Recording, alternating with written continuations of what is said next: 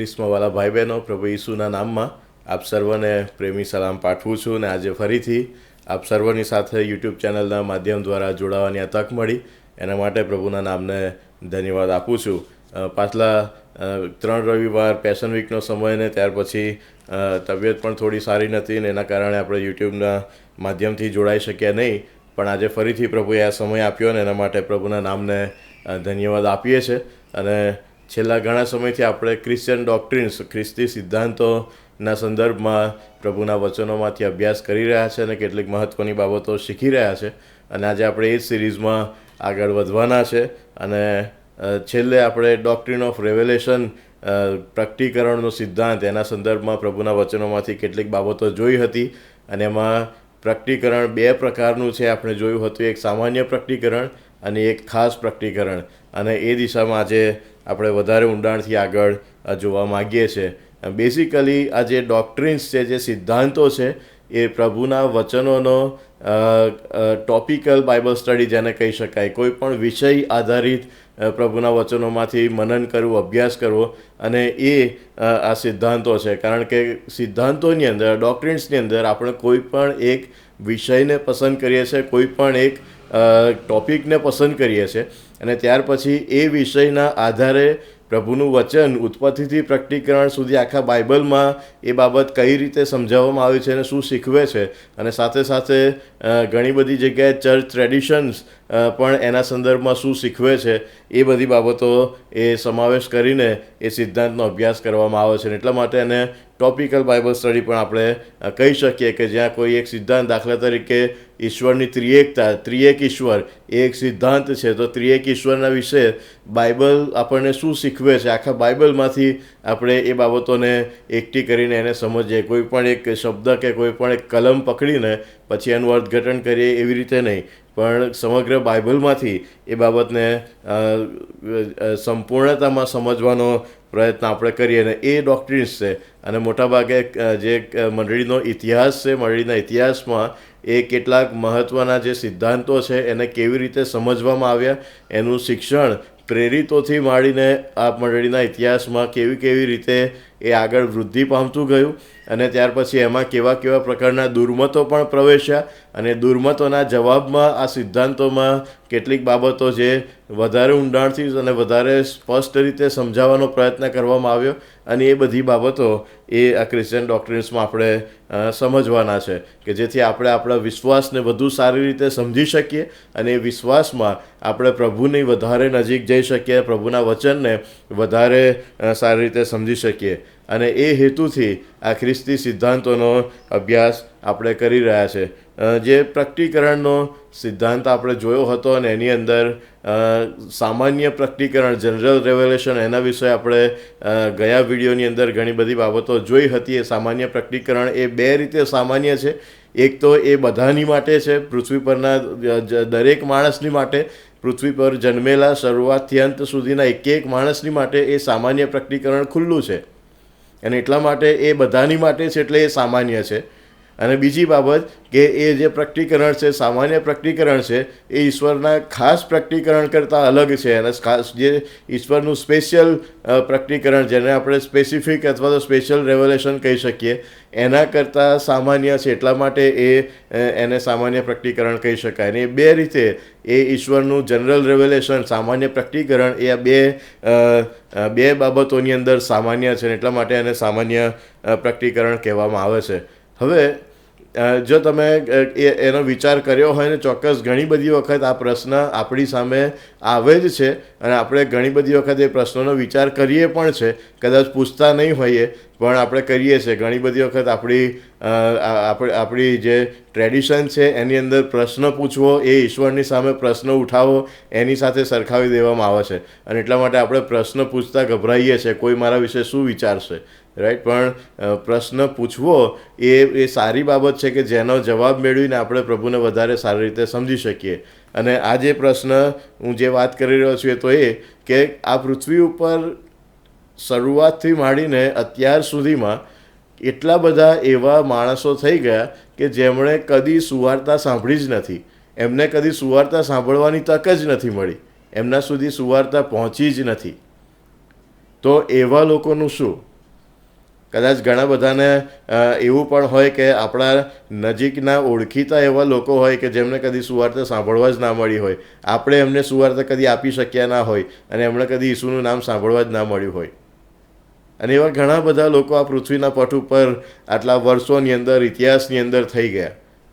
ઘણા બધા દેશો કે જ્યાં આજ દિન સુધી સુવાર્તા પહોંચી જ નથી. તો એવા લોકોનું શું? એવા લોકો કે જેમને કદી સુવાર્તા મળી જ નથી, એવું કહેવામાં આવે છે. જો કે આ એક સામાન્ય ગૂગલ સર્ચ કર્યો છે કે અત્યારે પૃથ્વી પર લગભગ 29% લોકો એવા છે કે જેમની પાસે સુવાર્તા છે જ નહીં. અને એમાંના કેટલા બધા એવા છે કે જેમને સુવાર્તા શું છે એ જ નથી ખબર, ઈસુ કોણ છે એ જ નથી ખબર, એમની પાસે કદી ઈસુનું નામ જ નથી પહોંચ્યું. અને એવા લોકો જ્યારે મરણ પામે છે ત્યારે એ ક્યાં જાય છે? પ્રભુ એમનો કેવી રીતે ન્યાય કરશે? એમનું શું થાય છે? અને એ પ્રશ્ન ઘણી બધી વખત આપણને થાય છે. તમે કદાચ ચોક્કસ એ વિચાર્યું જ હશે. અને એટલે એના સંદર્ભમાં આ સામાન્ય પ્રકટીકરણ શું છે અને કેમ મહત્ત્વનું છે એ આજે આપણે પ્રભુના વચનમાંથી સમજવા માગીએ છીએ.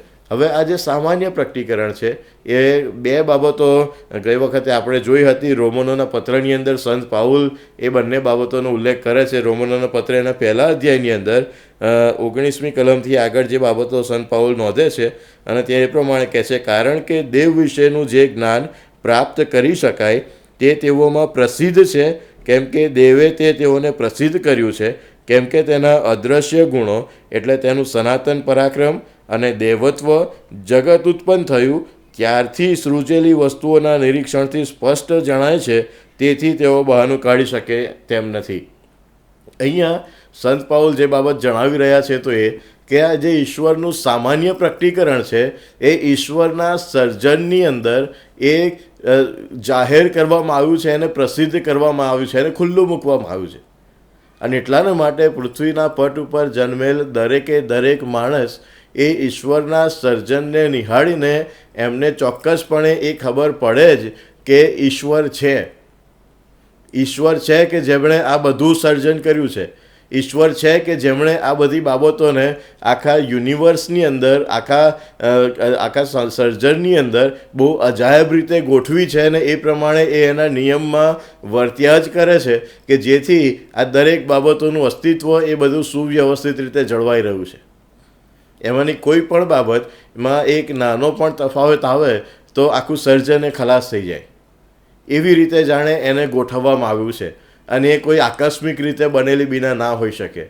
એની પાછળ એક સર્જનહાર છે કે જેમણે આ બધી બાબતોને બહુ જ ગજબના જ્ઞાન અને ડાપણથી વ્યવસ્થિત રીતે એવી ગોઠવી છે કે જેમાંથી એ સર્જનહારનું જે મહિમા છે, એમનું જે સનાતન જ્ઞાન છે એ જાણે કે દરેકની સમક્ષ જાહેર છે.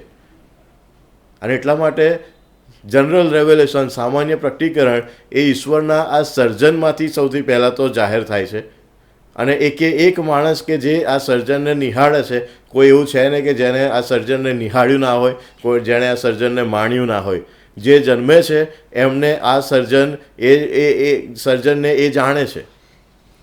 અને જે સર્જનને જાણે છે એમને આ સર્જનમાં એ સર્જનહાર દેખાઈ આવવા જોઈએ, એમનો હાથ દેખાઈ આવવો જોઈએ. અને એટલા માટે સંત પાઉલ એ બાબત કહે છે કે તેમના અદૃશ્ય ગુણો એટલે તેમનું સનાતન પરાક્રમ અને દેવત્વ જગત ઉત્પન્ન થયું ત્યારથી સૃજેલી વસ્તુઓના નિરીક્ષણથી સ્પષ્ટ થાય છે. અને એટલાને માટે દરેક માણસ, ભલે એમની પાસે સુવાર્તા નથી પહોંચી, પણ તેમ છતાં એ ઈશ્વરને જવાબદાર છે. કારણ કે સર્જન એ ઈશ્વરની સાક્ષી પૂરે છે. સર્જન એ જાહેર કરે છે કે ઈશ્વર છે. અને જો ઈશ્વર છે તો સર્જન એટલે કે હું ને તમે, આપણે માણસો તરીકે આપણે પણ ઈશ્વરનું સર્જન છીએ, તો આપણે એ ઈશ્વરને આધીન છીએ. એ ઈશ્વર વગર આપણું અસ્તિત્વ નથી. અને એટલાના માટે સૌથી પહેલાં તો સર્જન એ ઈશ્વરની સાક્ષી પૂરે છે. અને એટલા માટે જેમની પાસે સુવાર્તા નથી એ કોઈ બહાનું કાઢી શકે તેમ નથી, સંત પાઉલ કહે છે એ પ્રમાણે. કેમ કે એમનો ન્યાય એ આ ઈશ્વરનું જે પ્રકટીકરણ સર્જન દ્વારા થાય છે એના આધારે થાય છે, નહીં કે સુવાર્તાના આધારે. ત્યાર પછી બીજી બાબત જે સંત પાઉલ અહીંયા જણાવે છે બીજા અધ્યાયની અંદર, અને એ કલમો પણ આપણે ગઈ વખતે વાંચી હતી ગયા વિડીયોની અંદર, 11મી કલમથી આગળ, રોમનોનો પત્ર બીજો અધ્યાય 11મી કલમથી આગળ. અને સંત પાઉલ ત્યાં એ પ્રમાણે લખે છે, કેમ કે દેવની પાસે પક્ષપાત નથી. નિયમશાસ્ત્ર વગરના જેટલાઓએ પાપ કર્યું તેઓ નિયમશાસ્ત્ર વગરના છતાં નાશ પામશે, અને જેટલાએ નિયમશાસ્ત્ર હોવા છતાં પાપ કર્યું તેઓનો ન્યાય નિયમશાસ્ત્ર પ્રમાણે ચૂકવવામાં આવશે. કારણ કે નિયમશાસ્ત્ર સાંભળનારાઓ દેવની નજરમાં ન્યાયી નથી, પણ નિયમશાસ્ત્ર પાળનારા ન્યાયી ઠરશે. કેમ કે વિદેશીઓની પાસે નિયમશાસ્ત્ર નથી, તેઓ જ્યારે સ્વાભાવિક રીતે નિયમશાસ્ત્ર પ્રમાણે વર્તે છે ત્યારે તેઓને નિયમશાસ્ત્ર ન હોવા છતાં તેઓ પોતે પોતાને સારું નિયમરૂપ છે. તેઓના અંતઃકરણમાં નિયમ લખેલા છે, અને તે તેઓના કામ દેખાડી આપે છે, અને તેઓની પ્રેરક બુદ્ધિ તે વિશે સાક્ષી આપે છે, અને તેઓના વિચાર એકબીજાને દોષિત અથવા નિર્દોષ ઠરાવે છે. બહુ સ્પષ્ટપણે સંત પાઉલ અહીંયા એ બાબત કહે છે, તમારા હૃદયની અંદર નિયમ લખેલો છે, અને એટલાને માટે નિયમનું પુસ્તક તમારા હાથમાં આપવામાં આવ્યું કે નથી આવ્યું, જે જૂના કરારમાં ઇસરાયેલી પ્રજાને આપવામાં આવી એ વિદેશોના હાથમાં નહોતું. પણ તેમ છતાં સંત પાઉલ કહે છે, ભલે એમના હાથમાં કોઈ પુસ્તક નહોતું આપવામાં આવ્યું, પણ એમના હૃદયમાં તો નિયમ લખેલો છે જ. ઈશ્વરનો સનાતન નિયમ, ઈશ્વરનું ન્યાયપણું, ઈશ્વરના જે સારા ગુણો છે, ઈશ્વરને શું પસંદ છે ને શું નથી પસંદ, શું સારું છે ને શું નરસું છે, એ બધું જ દરેક માણસ પોતાની પ્રેરક બુદ્ધિથી પારખી જાણે છે. કારણ કે ઈશ્વરે માણસને એમના સ્વરૂપને એમની પ્રતિમામાં સર્જ્યું છે. આપણે બીજા કોઈ પ્રાણી નથી કે જેમની કોઈ પ્રેરક બુદ્ધિ ના હોય. આપણને ઈશ્વરે એ સમજણ શક્તિ આપી છે, અને એટલા માટે પૃથ્વીની પટ ઉપરના દરેક માણસ, ભલે એમની પાસે સુવાર્તા નથી પહોંચી, તેમ છતાંય ઈશ્વરનું સામાન્ય પ્રકટીકરણ કે જે માણસના હૃદયમાં, એમની નૈતિકતામાં, એમના વિચારોમાં દેખાઈ આવે છે, એમના વર્તનમાં, વ્યવહારમાં દેખાઈ આવે છે, એના આધારે પ્રભુ એમનો ન્યાય કરે છે. ત્યાં સંત પાઉલ કહે છે એ પ્રમાણે જેમની પાસે નિયમ છે એ લોકોની પાસે નિયમ છે એટલે નહીં, પણ એ નિયમને પાળવાથી એ લોકો ન્યાયી ઠરે છે. જો નિયમને નથી પાળતા તો ભલે એમને નિયમ આપવામાં આવ્યો, નિયમશાસ્ત્ર એમના હાથમાં છે, તેમ છતાં એ લોકો ન્યાયી ઠરી શકતા નથી. અને એ જ પ્રમાણે જે લોકોની પાસે નિયમશાસ્ત્ર નથી તેઓ કહે છે કે જ્યારે સ્વાભાવિક રીતે નિયમશાસ્ત્ર પ્રમાણે વર્તે છે ત્યારે નિયમ ન હોવા છતાં પણ તેઓ પોતે પોતાને સારું નિયમરૂપ છે. દરેક માણસ એ સમજી શકે છે કે ચોરી કરવી એ પાપ છે. એની માટે કોઈ લખેલા નિયમની અનિવાર્યતા નથી, અને એટલા માટે દરેક માણસ એ સ્વાભાવિક રીતે નિયમશાસ્ત્ર પ્રમાણે વર્તી શકે છે, સ્વાભાવિક રીતે ભલું કરવાનું પસંદ કરી શકે છે. પણ તેમ છતાં માણસ જ્યારે જાણી જોઈને પોતાના સ્વાર્થને સંતોષવાને માટે, પોતાની ઈચ્છાઓને સંતોષવાને માટે એ ભલું કરવાનું બાજુ પર મૂકીને જાણી જોઈને ભૂંડું કરવાનું પસંદ કરે છે, એના હૃદયમાં જે નિયમ મૂક્યો છે એનાથી વિરુદ્ધના કાર્યો કરવાનું પસંદ કરે છે, ત્યારે એ પ્રમાણે એ વ્યક્તિનો ન્યાય થાય છે. અને એટલાને માટે સંત પાઉલ એ બે બાબતો બહુ સ્પષ્ટ રીતે આપણી આગળ મૂકે છે કે નિયમ તમારી નૈતિકતા, એ તમારો ન્યાય કરે છે ઈશ્વરની આગળ, અને એની સાથે ઈશ્વરનું જે સર્જનની અંદર પ્રકટીકરણ છે એ તમને ઈશ્વરની આગળ જવાબદાર ઠેરવે છે. આ બંને બાબતો એ સામાન્ય પ્રકટીકરણની કે જે તમને ઈશ્વરની આગળ જવાબદાર ઠરાવે છે. અને એટલા માટે કદાચ કોઈને પૃથ્વી ઉપર સુવાર્તા ના સાંભળી હોય ને મરણ પામે છે તો પણ એ ઈશ્વરની આગળ બહાનું કાઢી શકે એમ નથી, કારણ કે એ જાણે છે કે સર્જન એ ઈશ્વરની સાક્ષી પૂરે છે. એના હૃદયમાં જે નૈતિકતા ઈશ્વરે મૂકી છે, જે નિયમ ઈશ્વરે મૂક્યો છે, એ આ ઈશ્વરની સાક્ષી પૂરે છે. અને એટલા માટે એ માણસ ઈશ્વરને જવાબદાર છે, ભલે સુવાર્તા નથી સાંભળી. અને જેમણે સુવાર્તા નથી સાંભળી એમનો આધાર સુવાર્તાને આધારે નહીં, પણ આ નિયમ જે ઈશ્વરે જાહેર કર્યો છે, ઈશ્વરે જે રીતે પોતાને આખા સર્જનમાં પ્રગટ કર્યા છે, એના આધાર ઉપર એ ઈશ્વર એ માણસનો એ ન્યાય કરે છે. એ માણસનું ઈશ્વરના આ પ્રકટીકરણના સંદર્ભમાં શું દ્રષ્ટિકોણ હતો, કેવું વલણ હતું, કેવું સમર્પણ હતું, એના આધારે એ માણસનો ઈશ્વર ન્યાય કરે છે. અને એવા ઘણા બધા ઉદાહરણો આપણને પવિત્ર શાસ્ત્ર બાઇબલમાં અનેક જગ્યાએ જોવા મળે છે અને ઘણી બધી બાબતો એના સંદર્ભમાં કહી શકાય. પણ તમે જુઓ તો અયુબના વિશે એ બાબત આપણે વાંચીએ છીએ જૂના કરારની અંદર. અયુબના પુસ્તકમાં તમે જાઓ અને અયુબના પુસ્તકના પહેલા જ અધ્યાયની અંદર અયુબના વિશે જે બાબત લખવામાં આવી છે, પહેલો અધ્યાય અને પહેલી જ કલમ, ત્યાં એ પ્રમાણે અયુબ વિશે લખ્યું છે. ઉસ દેશમાં એક માણસ હતો, તેનું નામ અયુબ હતું. તે નિર્દોષ તથા પ્રમાણિક હતો, તેમજ ઈશ્વરભક્ત તથા ભૂંડાઈથી દૂર રહેનારો હતો. આ અયુબના વિશે સાક્ષી આપવામાં આવી છે. હવે અયુબ એ ઉસ દેશનો એક માણસ હતો એવું લખ્યું છે, અને એટલા માટે એ ચોક્કસપણે યહૂદી નહોતો. એ યહૂદી નહોતો એનાથી વિશેષ અયુબ તો જો તમે જે બાઇબલના અભ્યાસીઓ છે ને જે લોકો અયુબના વિશે, અયુબ કયા સમયમાં જીવી ગયા એના વિશે ઘણી બધી માહિતી આપે છે. જો વિચાર કરો તો ઈશ્વરનું પ્રકટીકરણ ઇબ્રાહિમને જે થયું, જે તેડું આપવામાં આવ્યું ઉત્પત્તિની 12મા અધ્યાયની અંદર, એ સમયમાં કે એનાથી પહેલાં કદાચ અયુબ જીવી ગયા હોય.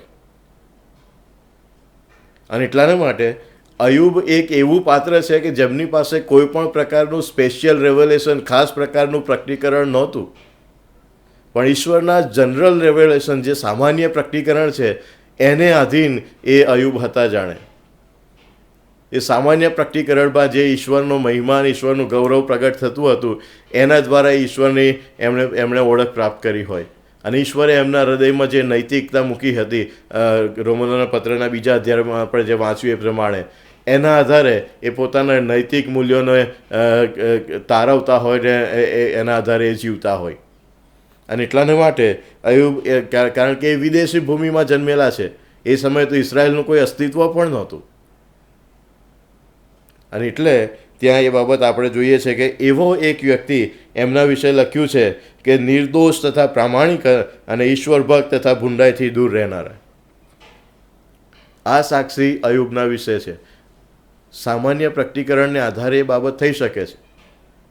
અને ત્યાર પછી આગળ વધતા અયુબના જીવનના અંત ભાગની અંદર પાછળ આપણે વાંચીએ છીએ, ગઈ વખતે પણ આપણે એ કલમમાં વાંચી હતી ને, ત્યાં ઈશ્વર એ એમનું વધારે પ્રકટીકરણ એ અયુબને આપે છે 38મા અધ્યાયથી આગળ. અયુબના પુસ્તકના 38મા અધ્યાયથી આગળ, ત્યારે યહોવાએ વંટોળિયામાંથી અયુબને ઉત્તર આપતા કહ્યું કે અજ્ઞાનપણાથીના શબ્દોથી ઈશ્વરની ઘટનાને અંધકારમાં રાખનારા કોણ છે? હવે મરદની પેઠે તારી કમર બાંધ ને હું તને પૂછીશ ને તું મને ઉત્તર આપ. જ્યારે મેં પૃથ્વીના પાયા નાખ્યા ત્યારે તું ક્યાં હતો? અને ઘણી બધી બાબતો પછી એ પાછળના અધ્યાયોની અંદર આપણે જોઈએ છે.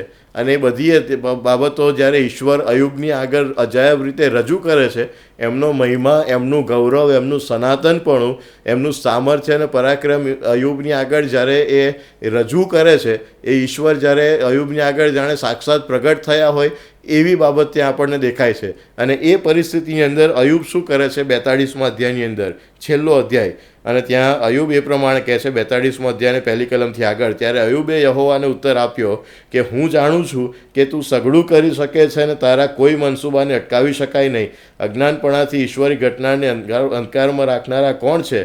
તે ખરું કહ્યું, તેથી હું સમજતો નહોતો.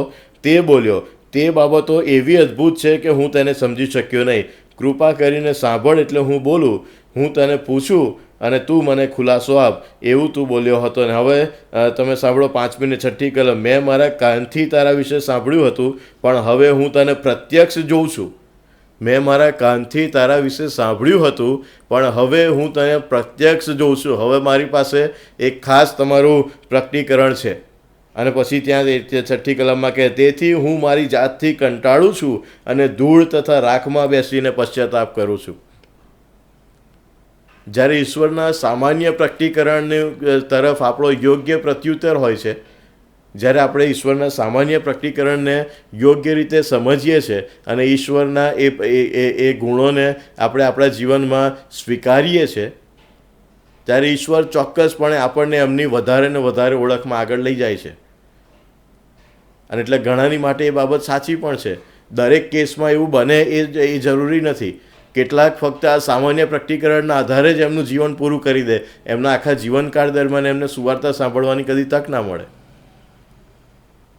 અને કેટલાકને એવી તક મળે કે એ સામાન્ય પ્રકટીકરણ મળ્યા બાદ ધીમે ધીમે એ વિશ્વાસમાં આગળ વધતા જાય અને પ્રભુ એમનું વધારે ને વધારે પ્રકટીકરણ એમને આપતા જાય. નવા કરારમાં પણ આવી એક બીના આપણે જોઈએ છે પ્રેરિતોના કૃત્યના 10મા અધ્યાયની અંદર. પ્રેરિતોના કૃત્યો એના 10મો અધ્યાય, અને ત્યાં જે બાબત લખી છે કર્નેલિયસના સંદર્ભમાં, અને ત્યાં એ પહેલી કલમથી આગળ એ પ્રમાણે કહે છે, પ્રેરિતોના કૃત્ય 10મા અધ્યાયની અંદર, હવે કૈસરિયામાં કર્નેલિયસ નામે એક માણસ ઇટાલિયન નામે ઓળખાતી પલટણનો સુબેદાર હતો. આ જે વ્યક્તિ છે એ ઇટાલિયન નામે ઓળખાતી પલટણના સુબેદાર છે, ને એટલા માટે એ રોમન સૈનિકોની સાથે, રોમન લશ્કરની સાથે જોડાયેલા વ્યક્તિ છે. એ યહૂદી નથી, એમની પાસે નિયમશાસ્ત્ર નથી, એમની પાસે ઈશ્વરનું કોઈ ખાસ પ્રકટીકરણ નથી, એવી કોઈ બાબત નથી.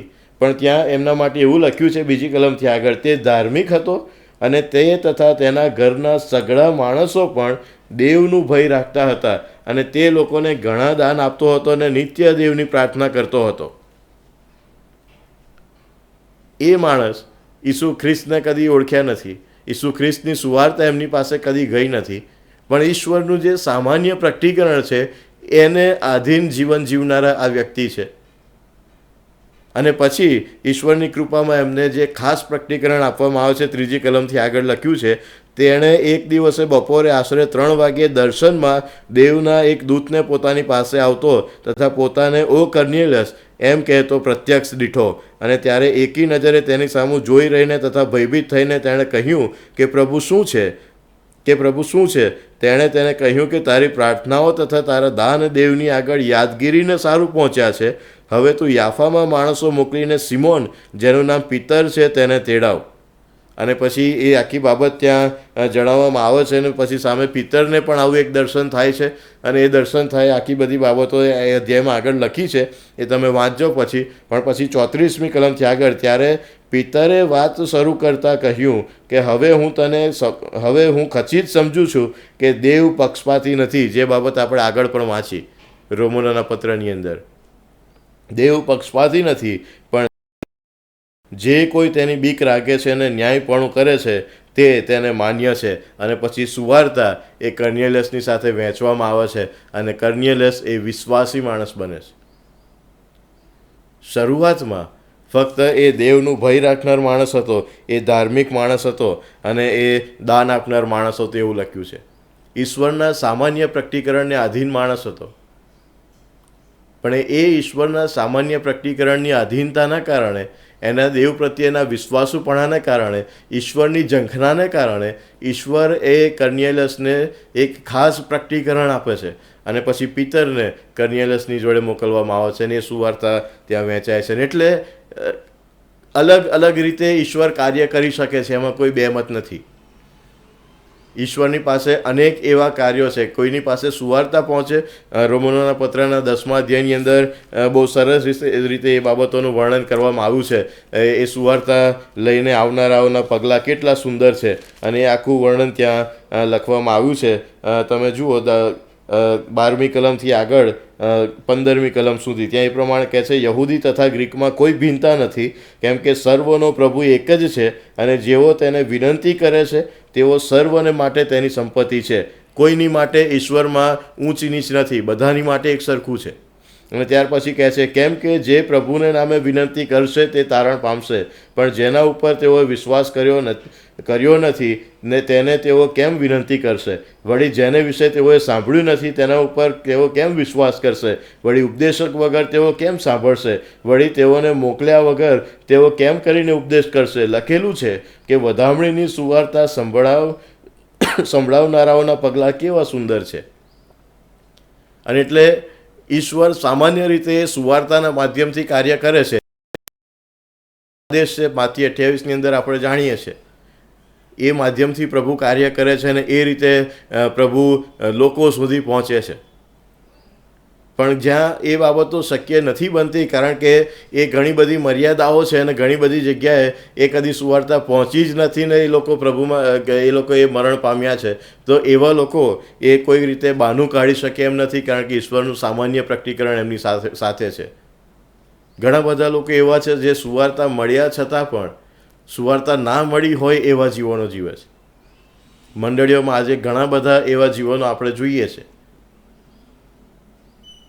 અને એમની માટે પણ આ મહત્ત્વની બાબત છે કે જેમની પાસે સુવાર્તા નથી એ લોકો પણ જો કશું બહાનું કાઢીને છટકી શકે એવી શક્યતા નથી, કારણ કે ઈશ્વરે એમના સામાન્ય પ્રકટીકરણમાં એ બાબતો એ દરેકને માટે ખુલ્લી મૂકી દીધી છે.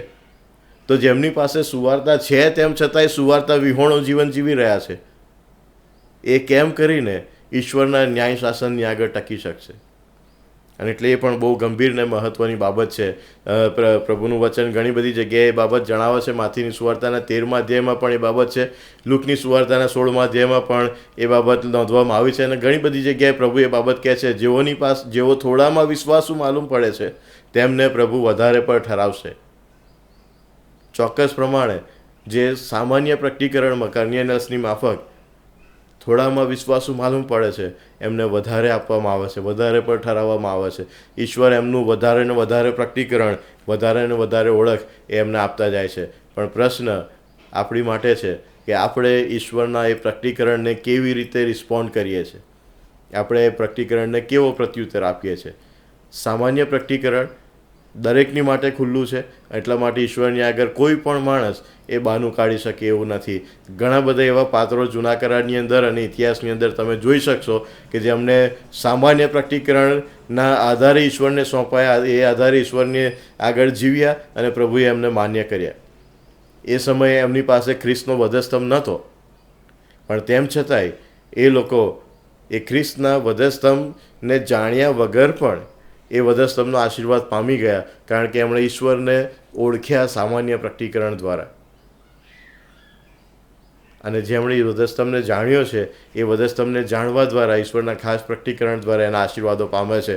આવનાર દિવસોમાં ઈશ્વરના ખાસ પ્રકટીકરણ, સ્પેશિયલ રેવલેશન વિશે પણ આપણે જોવાના છે. એ શું છે, કેવી રીતે પ્રભુ પોતાનું ખાસ પ્રકટીકરણ આપે છે, રજૂ કરે છે, અને એના વિશે આપણે બાબતોને આવનાર દિવસોમાં જોઈશું. પણ સામાન્ય પ્રકટીકરણ દરેકને માટે છે, અને દરેક એ ઈશ્વરની આગળ એના દ્વારા જવાબદાર ઠેરવવામાં આવે છે. ઈશ્વરનું સર્જન અને ઈશ્વરની નૈતિકતા જે આપણા હૃદયમાં મૂકવામાં આવી છે. પ્રભુ આપણને એવી કૃપા આપે કે આપણે જેમની પાસે એ ઈશ્વરનું ખાસ પ્રકટીકરણ છે એ જેમની પાસે નથી એમને વહેંચતા જઈએ, અને જેમની પાસે સામાન્ય પ્રકટીકરણ છે એ સામાન્ય પ્રકટીકરણ દ્વારા ઈશ્વરને સ્વીકારે, નહીં કે ઈશ્વરને નકારે. કારણ કે રોમનોના પત્રમાં સંત પાઉલ એ જ બાબત જણાવે છે કે એમણે એ સામાન્ય પ્રકટીકરણ હોવા છતાં પણ એની વિરુદ્ધ જીવન જીવ્યા અને ઈશ્વરે એમને નકારી કાઢ્યા. અને એટલા માટે એ બહુ ગંભીર બાબત છે આપણી માટે, અને જેમની પાસે ઈશ્વરનું સામાન્ય પ્રકટીકરણ છે એમની માટે પણ. પ્રભુ આપણ દરેકને તેમની આશીષ આપો. આમેન. આવો પ્રાર્થના કરીએ. પ્રભુ, અમે તમારો આભાર માનીએ છીએ, કારણ કે તમે તમારી કૃપામાં અમારી આગળ પોતાને જાહેર કરો છો. તમે એવું ઈચ્છો છો કે અમે તમારાથી માહિતગાર હોઈએ, અમે તમને ઓળખી શકીએ, અમારા સર્જનહારને જાણી શકીએ. અને એટલાને માટે તમે તમારું સામાન્ય પ્રકટીકરણ દરેક વ્યક્તિને માટે ખુલ્લું મૂક્યું છે, તમારા સર્જનમાં અને તમારી નૈતિકતાના નિયમની અંદર. અમને એવી કૃપા આપો કે અમે એ બધી બાબતોને સમજીએ અને એ દ્વારા તમારો મહિમા કરી શકીએ. અમારી પ્રાર્થના પ્રભુ ઈસુના નામમાં કરીએ છીએ, માટે સાંભળી તેનો સ્વીકાર કરો. આમેન.